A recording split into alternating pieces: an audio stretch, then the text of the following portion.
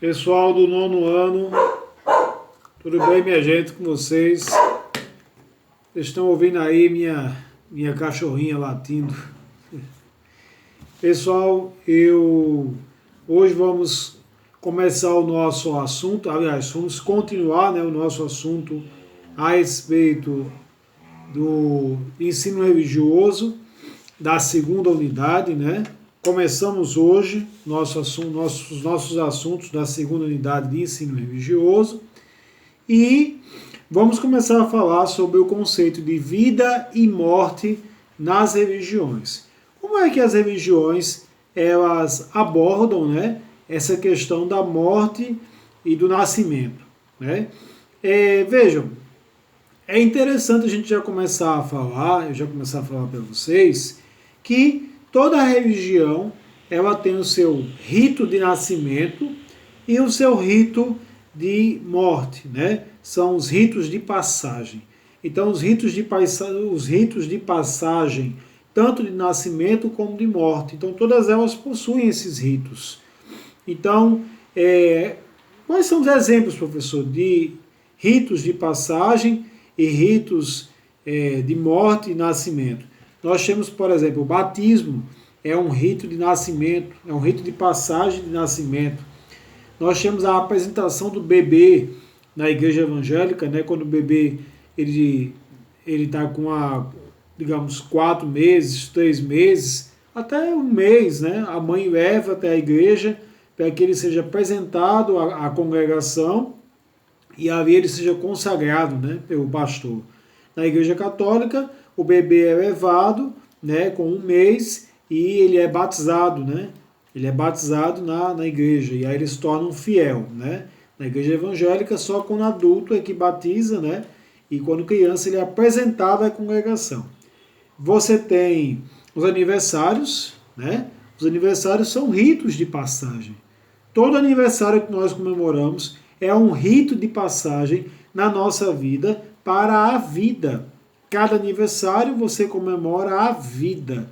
Você comemora o triunfo da vida sobre a morte no período de 1 ano. Então, cada aniversário, ele simboliza o triunfo da vida sobre a morte em um período de 1 ano. Então, quer dizer, em um período de 1 ano, a sua vida, você conseguiu triunfar sobre a morte e avançar 1 ano a mais em direção à vida.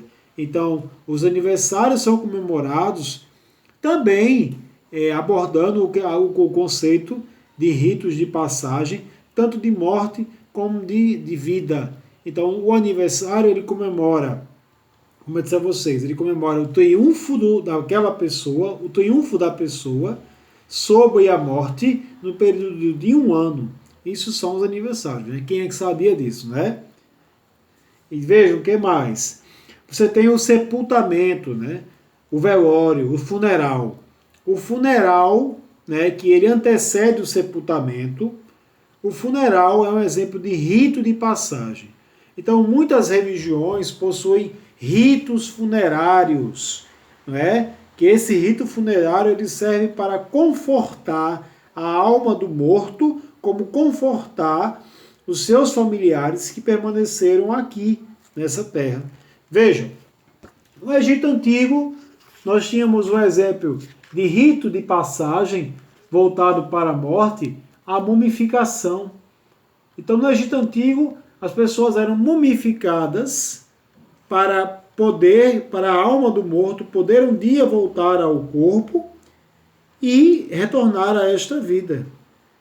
Para isso, a pessoa tinha que ser julgada pelo deus Anubis, que era o juiz do mundo dos mortos, e o seu coração tinha que pesar igual à pena de Anubis ou pesar menos.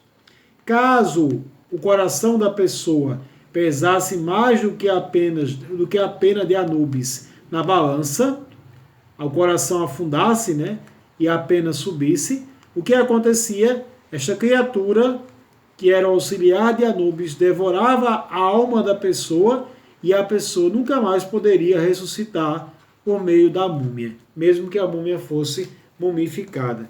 Veja, é um exemplo de rito funerário que evocava o quê?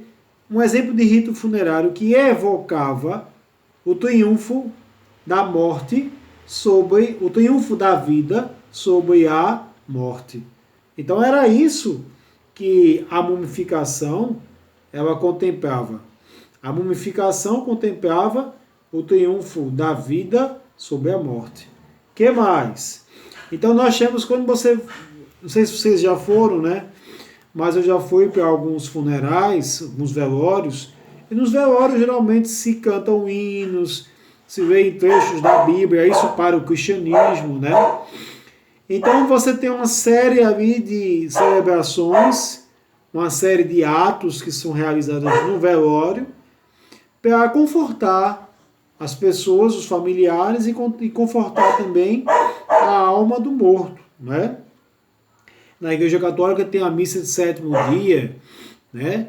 Na Igreja Católica você tem a missa de corpo presente, né? Que é uma missa celebrada com o corpo da pessoa, do caixão, né? O corpo da pessoa na igreja, e ali é celebrada uma missa, né? Para ajudar a alma do morto para que ela possa se libertar, né?